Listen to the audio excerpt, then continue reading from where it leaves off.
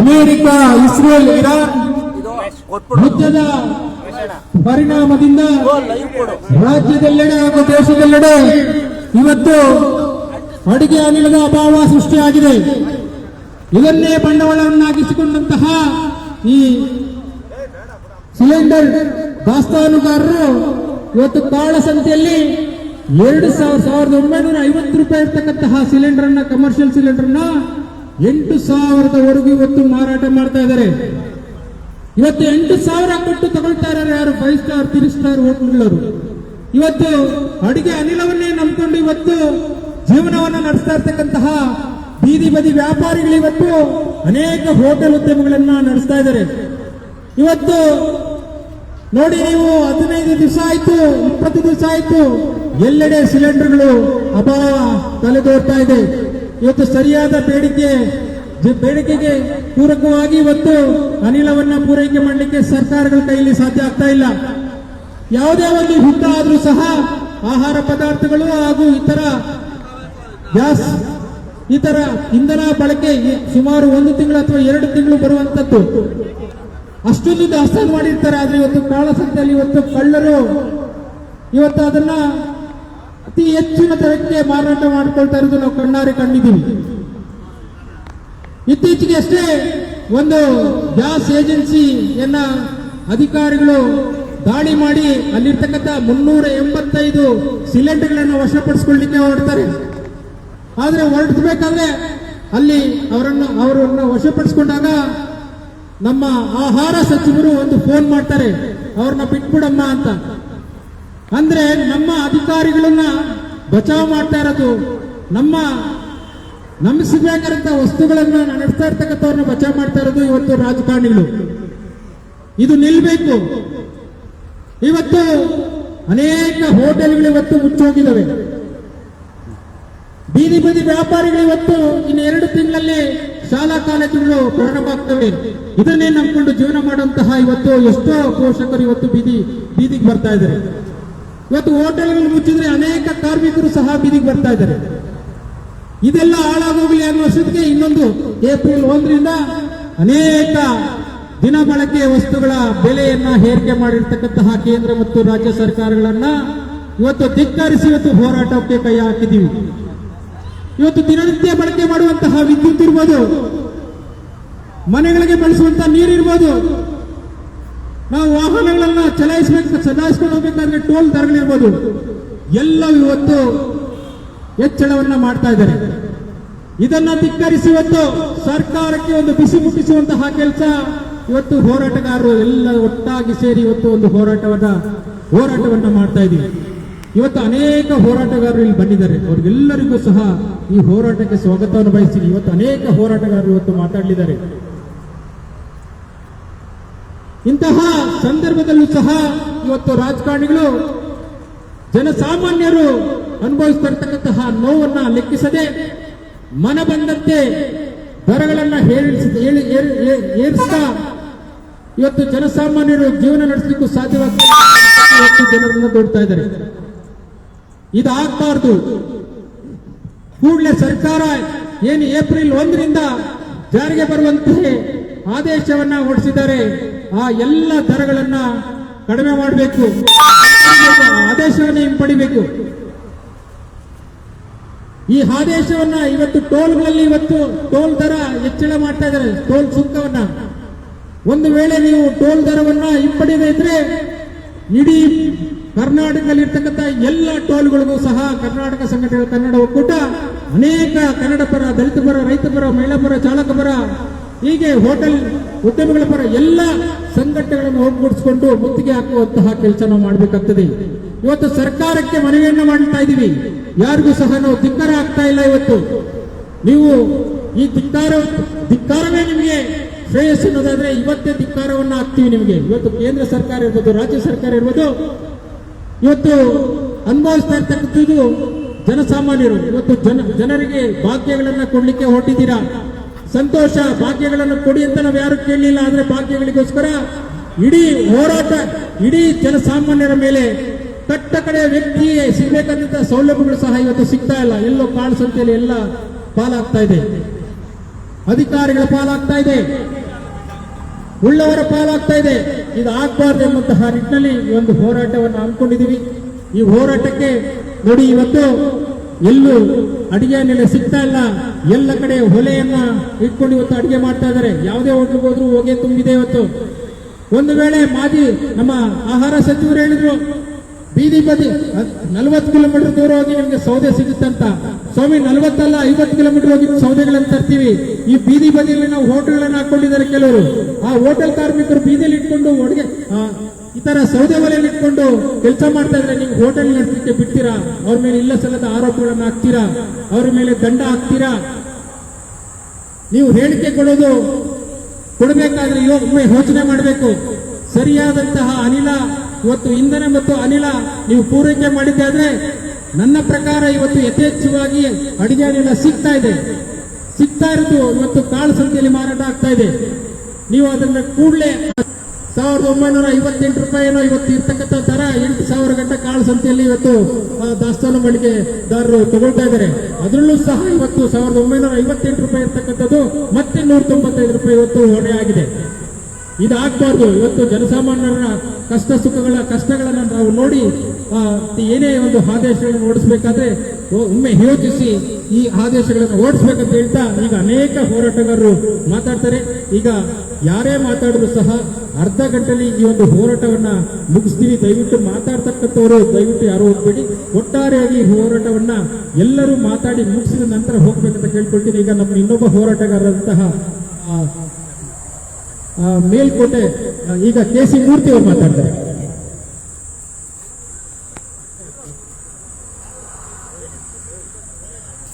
ಬೇಕೇ ಬೇಕು, ಬೇಕೇ ಬೇಕು, ಸಿಲಿಂಡರ್ ಬೇಕು, ಬೇಕೇ ಬೇಕು, ಸಿಲಿಂಡರ್ ಬೇಕು. ಏನು ಇವತ್ತು ಇಡೀ ದೇಶದಲ್ಲಿ ಏನು ಅಭಾವನ ಸೃಷ್ಟಿ ಮಾಡಿದ್ದಾರೆ.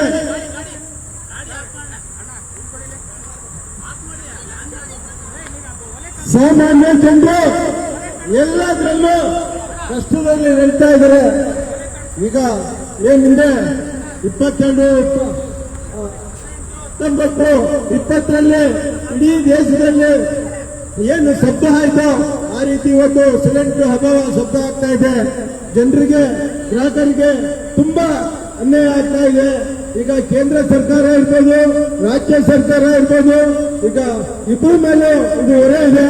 ದಯಮಾಡಿ ಇದು ಕಾರ್ಯರೂಪಕ್ಕೆ ತರಬೇಕು. ಇದೇನಿದು ಯುದ್ಧ ನಡೀತಾ ಇದೆಯೋ ಅದನ್ನ ನೀವು ಬಗೆಹರಿಸಿ. ಇವತ್ತು ಯುದ್ಧಕ್ಕೆ ನಮ್ಮ ಪ್ರಧಾನಮಂತ್ರಿಗಳಾದಂಥ ನರೇಂದ್ರ ಮೋದಿಯವರು, ರಾಜ್ಯ ಸರ್ಕಾರದ ಮುಖ್ಯಮಂತ್ರಿಗಳಾದಂಥ ಸಿದ್ದರಾಮಯ್ಯ ಅವರು ಇದನ್ನೆಲ್ಲ ಕೂತ್ಕೊಂಡು ಸರಿಪಡಿಸಿ ಇವತ್ತು ಈ ದೇಶದಲ್ಲಿ ಏನು ಸಿಲಿಂಡರ್ ಅಭಾವ ಇವತ್ತು ಜನರ ಗ್ರಾಹಕರಿಗೆ ತೊಂದರೆ ಆಗ್ತಾ ಇದೆ ಅದು ಸರಿಪಡಿಸಬೇಕು. ಇವತ್ತು ಎಲ್ಲದರಲ್ಲೂ ಇದೇ ವಿಚಾರ ಇಲ್ಲ, ಸಿಲಿಂಡರ್ ಒಂದೇ ಇಲ್ಲ, ಸಾಕಷ್ಟು ತೊಂದರೆಗಳು ಅಭಾವ ಇದೆ. ಅದನ್ನ ಸರಿಪಡಿಸಬೇಕು. ಇವತ್ತು ಊಟ ಇಲ್ಲ ಅಂದ್ರೆ ಯಾರು ಇರೋಕ್ಕಲ್ಲ. ಹಿಂದೆ ಏನು ನಾವು 40 ವರ್ಷ 30 ವರ್ಷ 40 ವರ್ಷದಿಂದ ಸೌದೆ ಒಲೆ ಇದೆಯೋ ತಿರ್ಗಾ ಅಲ್ಲಿಗೆ ಬಂದಿದ್ವಿ. ಇವತ್ತು ಈ ಪರಿಸ್ಥಿತಿ ನೋಡ್ತಾ ಇದ್ರೆ ಅಲ್ಲೇ ಬರ್ಬೋದು ಅಂತ ಕಾಣ್ತಾ ಇದೆ. ಅದು ಆಗ್ಬಾರ್ದು. ಇವತ್ತೇನು ನೀವು ಕಾರ್ಯರೂಪಕ್ಕೆ ಗ್ರಾಹಕರಿಗೆ ಸಿಲಿಂಡರ್ ಕೊಟ್ಟಿದ್ರು ಅದು ಸಿಗುವಂಥದ್ದು ಆಗ್ಬೇಕು. ತಾವು ತಮಗೆ ಎಲ್ಲ ತಿಳುವಳಿಕೆ ಇರೋದು. ನಾವು ಹೋರಾಟ ಮಾಡೋದು ನಮ್ಮ ಹಕ್ಕು, ಕೇಳೋದು ನಮ್ಮ ಹಕ್ಕು. ಇದು ತುಂಬಾ ಕಲ್ಯಾಣಿಗಳು ಇವತ್ತು 3,000 4,000ಕ್ಕೆ ಏನ್ ಏಜೆಂಟ್ಗಳು ಇದ್ದಾರೋ ಎಲ್ಲ ಮಾರ್ಕೊತಾ ಇದ್ದಾರೆ. ಇವತ್ತು 3,000 4,000ಕ್ಕೆ ಮಾಡ್ತಾ ಇದ್ದಾರೆ. ಅದನ್ನೆಲ್ಲ ಕಡಿವಾಣ ಹಾಕಿ ಸಿಲಿಂಡರ್ ಸಿಗಂಗ್ ಆಗ್ಬೇಕು ಅನ್ನೋದು ನಮ್ಮ ಉದ್ದೇಶ, ಹೋರಾಡೋದು ಉದ್ದೇಶ ಇದೆ.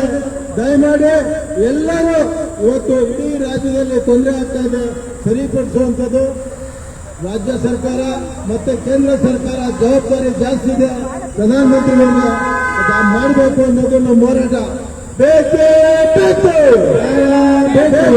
ಬೇಕು, ಸಿಲಿಂಡರ್ ಬೇಕು, ಸಿಲಿಂಡರ್ ಬೇಕು, ಬೇಕೇ ಬೇಕು, ಸಿಲಿಂಡರ್ ಬೇಕು, ಬೇಕೇ ಬೇಕು, ಸಿಲಿಂಡರ್ ಬೇಕು, ಬೇಕೇ ಬೇಕು. ಹಾಗೆ ನಮ್ಮ ಹೋರಾಟಗಾರರಾದಂತ ಮೇಲ್ಕೋಟೆ ಬೆಟ್ಟಸ್ವಾಮಿಗೌಡರು ಈ ಸಿಲಿಂಡರ್ ಅಪಾನದ ಕುರಿತು 2 ಧ್ವನಿ ನಾವು ಎತ್ತಬೇಕು ರಾಜ್ಯ ಸರ್ಕಾರಕ್ಕೆ, ಕೇಂದ್ರ ಸರ್ಕಾರಕ್ಕೆ ಅಂತ ನಾವು ಅವರಲ್ಲಿ ಮನವಿ ಮಾಡ್ತಾ ಇದ್ದೀವಿ. ಆತ್ಮೀಯ ಬಂಧುಗಳೇ, ಇಂದು ನಾವು ಬೆಂಗಳೂರಿನ ಫ್ರೀಡಂ ಪಾರ್ಕ್ನಲ್ಲಿ ಇಡೀ ರಾಜ್ಯದ 6.5 ಕೋಟಿ ಜನರ ಪರವಾಗಿ, ಇಡೀ ದೇಶದ 140 ಕೋಟಿ ಜನರ ಪರವಾಗಿ ಬೆಂಗಳೂರಿನಲ್ಲಿ, ಕರ್ನಾಟಕದಲ್ಲಿ ನಾವು ಹೋರಾಟ ಮಾಡ್ತಾ ಇದ್ದೀವಿ ಅಂತಂದ್ರೆ ಕೋಟ್ಯಾಂತರ ಜನರ ಧ್ವನಿಯಾಗಿ ಹೋರಾಟವನ್ನ ಕರ್ನಾಟಕ ಸಂಘಟನೆಗಳ ಕನ್ನಡ ಒಕ್ಕೂಟದ ವತಿಯಿಂದ ಮಾಡ್ತಾ ಇದ್ದೀವಿ. ಇದು ಯಾರೊಬ್ಬರಿಗೋಸ್ಕರ ಅಲ್ಲ, ಇಲ್ಲಿ ಹೋರಾಟ ಮಾಡ್ತಾ ಇರ್ತಕ್ಕಂಥದ್ದು ನಮಗಲ್ಲ, ನಮ್ಮೆಲ್ಲರಿಗೂ ಸಹ, ಇಡೀ ರಾಜ್ಯಕ್ಕೆ, ಇಡೀ ದೇಶಕ್ಕೆ. ಅದರಲ್ಲೂ ಜನಸಾಮಾನ್ಯರಿಗೆ, ದುಡ್ಡಿರ್ತಕ್ಕಂಥವ್ರಿಗೆ, ಉಳ್ಳವರಿಗೆ ಯಾವುದೇ ಸಮಸ್ಯೆ ಇಲ್ಲ. ಕೊರೋನಾ ದೊಡ್ಡ ರೋಗ ಬರಲಿಬೇಕಾದ್ರೆ, ಯುದ್ಧ ಬರಲಿ, ಯಾವುದೇ ಸಮಸ್ಯೆ ಇಲ್ಲ ದುಡ್ಡಿರೋರ್ತು. ಜನಸಾಮಾನ್ಯರಿಗೆ ಈ ಹೊಡೆತ ಬಿಟ್ಟಿರ್ತಕ್ಕಂಥದ್ದು ಜನಸಾಮಾನ್ಯರಿಗೆ. ನೀವು ಪಂಚತಾರ ಹೋಟೆಲ್ಗಳಿಗೆ ಸಮಸ್ಯೆ ಆಗ್ತಾ ಇಲ್ಲ. ಚಿಕ್ಕ ಸಣ್ಣ ಪುಟ್ಟ ಹೋಟೆಲ್ಗಳು, ಬೀದಿ ಬದಿ ವ್ಯಾಪಾರಸ್ಥರಿಗೆ, ರೈತರಿಗೆ, ಕಾರ್ಮಿಕರಿಗೆ, ಶ್ರಮಜೀವಿಗಳಿಗೆ ಮಾತ್ರ ಸಮಸ್ಯೆ ಆಗಿರ್ತಕ್ಕಂಥದ್ದು. 1,000 ಸಿಲಿಂಡರ್ 5,000 ಕೋಟಿ ಖರೀದಿ ಮಾಡ್ತಕ್ಕಂಥವ್ರಿಗೆ ಯಾವುದೇ ಸಮಸ್ಯೆ ಇಲ್ಲ. ಇಲ್ಲಿ 5 ರೂಪಾಯಿ, 10 ರೂಪಾಯಿ, 20 ರೂಪಾಯಿ, 50 ರೂಪಾಯಿ ಲೆಕ್ಕ ಹಾಕುವಂತ ಸಾಮಾನ್ಯ ಜನಗಳಿಗೆ ಅನಾನುಕೂಲ ಆಗ್ತಾ ಇದೆ. ಆ ನಿಟ್ಟಿನಲ್ಲಿ ರಾಜ್ಯ ಸರ್ಕಾರ ಮತ್ತು ಕೇಂದ್ರ ಸರ್ಕಾರ ಒಂದು ದೊಡ್ಡ ನಿರ್ಧಾರಕ್ಕೆ ಬರಬೇಕಾಗಿದೆ. ಯಾರು ಕೃತಕ ಅಭಾವವನ್ನು ಸೃಷ್ಟಿ ಮಾಡ್ತಾ ಇದ್ರೆ, ಅಡುಗೆ ಅನಿಲ ಇರ್ಬೋದು, ಪೆಟ್ರೋಲ್ ಇರ್ತಕ್ಕಂಥದ್ದು, ಎಲ್ಲವನ್ನು ಕೃತಕ ಅಭಾವವನ್ನು ಸೃಷ್ಟಿ ಮಾಡಿ ಎಲ್ಲ ಕಾಳಸಂತೆಯಲ್ಲಿ ಮಾರಾಟ ಮಾಡ್ತಾ ಇರ್ತಕ್ಕಂಥ ಜಾಲಗಳು ಏನಿವೆ, ಆ ಜಾಲಗಳನ್ನ ತಡೆಗಟ್ಟಬೇಕು. ಇವತ್ತು ಯುದ್ಧ ಆಗ್ತಾ ಇರ್ತಕ್ಕಂಥದ್ದಲ್ಲಿ, ಏನ್ ಕೊರೋನಾ ಆದಂತ ಸಂದರ್ಭದಲ್ಲಿ ಯಾವ ಒಂದು ಲಾಕ್ಡೌನ್ ನಿರ್ಮಾಣ ಆಗಿತ್ತು, ಅದೇ ಧ್ವನಿ ಮತ್ತೆ ಮರುಕಳಿಸ್ತಾ ಇದೆ. ಆ ಧ್ವನಿ ಬರಬಾರ್ದು ಯಾವುದೇ ಕಾರಣಕ್ಕೂ.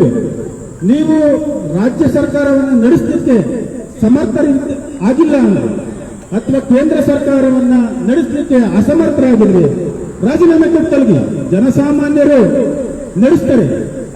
ನೀವು ಕಷ್ಟ ಬಂದಂತಹ ಸಂದರ್ಭದಲ್ಲಿ ಮುಂದೊಂದು ಕಷ್ಟ ಬರ್ತದೆ, ನೀವು ತಟ್ಟೆ ತಗೊಂಡು ಬನ್ನಿ, ಚೆಂಡು ತಗೊಂಡು ಬನ್ನಿ, ಟಮಟೆ ಬಾರಿಸಿ, ತಟ್ಟೆ ಬಾರಿಸಿ, ದೀಪ ಹಚ್ಚಿ ಅನ್ನೋದಕ್ಕಿಂತ ನಾವು ನಿಮ್ಮ ಮನೆಗಳನ್ನ ಬೆಳಗ್ತೀವಿ. ಅಡುಗೆ ಅನಿಲವನ್ನ ಯಾವುದೇ ಕಾರಣಕ್ಕೂ ಕೊರತೆ ಮಾಡೋದಿಲ್ಲ, ಪೆಟ್ರೋಲ್ ಅನ್ನ ಕೊರತೆ ಮಾಡಲ್ಲ, ಯಾವುದೇ ನಿತ್ಯ ಜೀವನದ ಯಾವುದೇ ಅಂಶಗಳನ್ನು ಕೊರತೆ ಮಾಡಲ್ಲ. ಸರ್ಕಾರ ಬದ್ಧವಾಗಿದೆ ಅನ್ನೋ ಒಂದು ಹಿಡಿತಕ್ಕೆ ಬರಬೇಕಾಗ್ತದೆ.